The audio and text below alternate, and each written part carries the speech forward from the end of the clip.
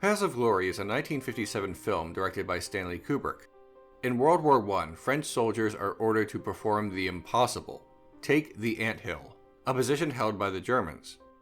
The ambitious General Moreau, hoping that taking the anthill will bring him promotion in the ranks, demands that his soldiers attempt the suicide mission anyway, regardless of the cost. Colonel Dax, his subordinate, believes the mission foolish, but follows his orders and leads the charge. After suffering devastating casualties, many of his men retreat, knowing the battle lost. Dax attempts to rally his troops for one more push, but even he begins to acknowledge that they can make no headway. Moreau even unsuccessfully tries to get his own men to fire on French soldiers. In the end, Moreau believes himself innocent of this disaster and demands Dax's men be executed for cowardice.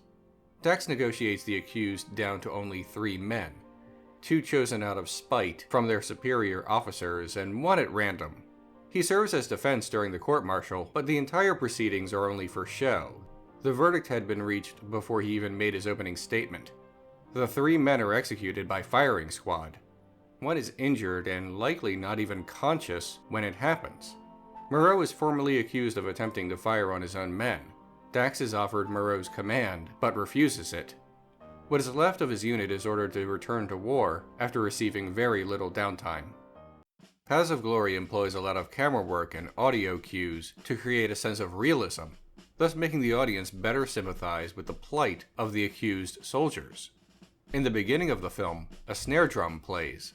The music is reminiscent of war-era newsreels.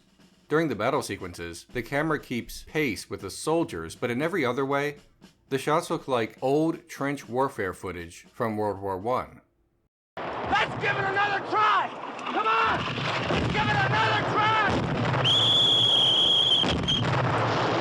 The choice of black and white further emphasizes the newsreel footage look of the film.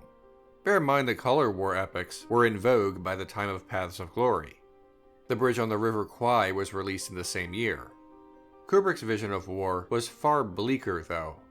He once said, "One of the attractions of a war or crime story is that it provides an almost unique opportunity to contrast an individual or our contemporary society with a solid framework of accepted value, which the audience becomes fully aware of, and which can be used as a counterpoint to a human, individual, emotional situation." Further, war acts as a kind of hothouse for forced, quick breeding of attitudes and feelings. Attitudes crystallize and come out into the open. The visuals also let the audience see the difference between life in the trenches and life for the command. For the opulent mansion of the high-ranking officers, we see wide shots, like this one in the exterior, and this wide shot in the interior. We miss nothing. Every decadent piece of furniture and bauble that the high officers have. In the trenches, the shots are tighter. Close-ups and point-of-view shots, like this one from Colonel Dax's perspective. Cramped, tight, suffocating. When we switch to a shot in front of him, we become the other soldiers, stuck, trapped. There is almost no music in the film, only the snare drum. During the battle itself, we only hear the gunfire and explosions. This removes any sentimentality to Paths of Glory. No big, bold score to give heroic credence to what is happening. Only the sounds of people dying. There is a song at the end, but it happens within the narrative. It is diegetic. We never see the German soldiers, only the French soldiers. Due to the way warfare is waged, soldiers do not always see who they are killing. The Germans are purposefully left out of visual range throughout the film. Early in the film, General Moreau tells a shell-shocked soldier that he is a coward and a baby. He strikes him and has him removed.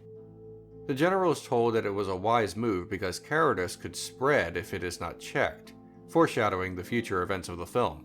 But is it cowardice to be unwilling to virtually commit suicide on the battlefield in a losing battle to appease a corrupt general? Probably not, and Dax certainly argues for that case.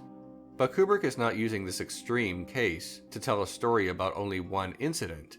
Rather, it is a broader statement about the nature of patriotism.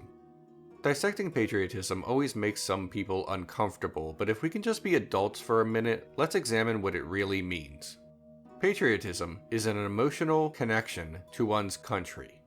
It's not a political philosophy. It's a feeling.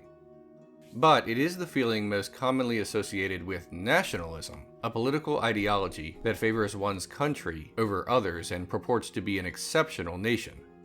Paths of Glory takes place in France, but Kubrick's feelings on the topic stems more from his American upbringing.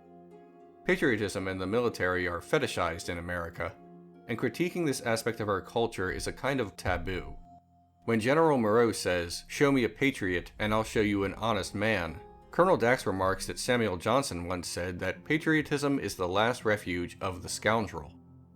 The context in which Johnson said this has been lost to time, and probably was not his complete thoughts on the matter. George Bernard Shaw was even more direct, once saying, "Patriotism is the conviction that your country is better because you were born in it." They were ordered to attack.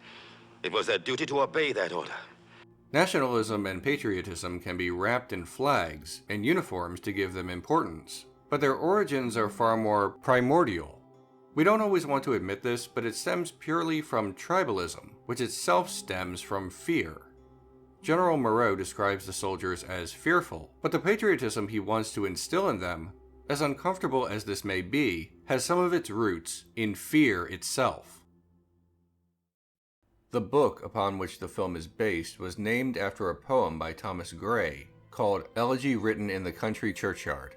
It reads, "The boast of heraldry, the pomp of power, and all that beauty, all that wealth ever gave, awaits alike the inevitable hour. The paths of glory lead but to the grave." This reflects Kubrick's feelings about war as well, and it is shown in the narrative of the film, a long battle for something with such an unimportant name as the anthill. Sometimes, over the course of a filmmaker's career, he or she explores similar themes, elements, settings, characters, or ideas.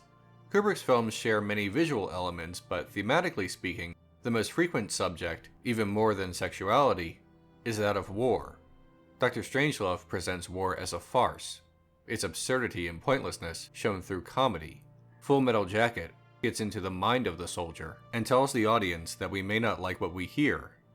Spartacus certainly shows the horrors of war. Barry Lyndon has a war. His very first film, Fear and Desire, was about the subject of war as well. A Clockwork Orange references World War II and other conflicts. Some of Kubrick's unrealized projects were about war as well, but what interested him so much about it? Part of it likely stems from his obsession with history, but there is more to it than that. Kubrick once said, "Man isn't a noble savage. He's an ignoble savage.